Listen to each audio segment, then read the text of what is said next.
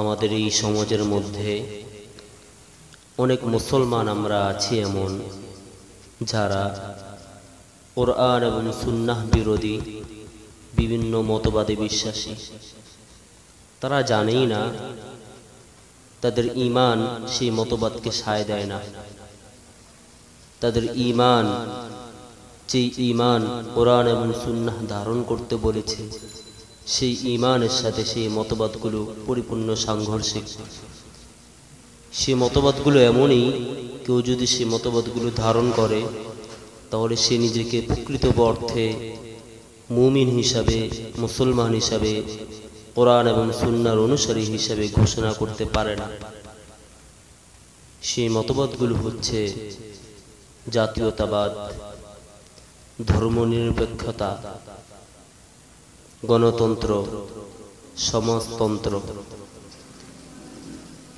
এই চারটি মতবাদ আমাদের মুসলিম সমাজের মধ্যে এমনভাবে গেঁথে আছে, মানুষ জানেই না এই মতবাদগুলো কোরআন এবং সুন্নাহ বিরোধী।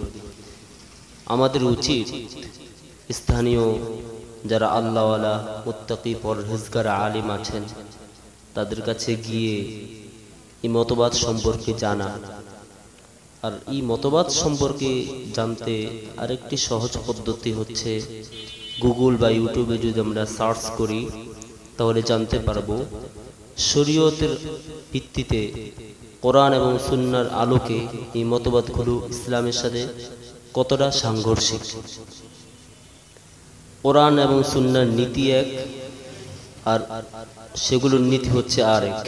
তাই আসুন আমরা কোরআন এবং সুন্নাহ সম্পর্কে জানি, কোরআন এবং হাদিসের ইলম অর্জন করি, জ্ঞান অর্জন করি।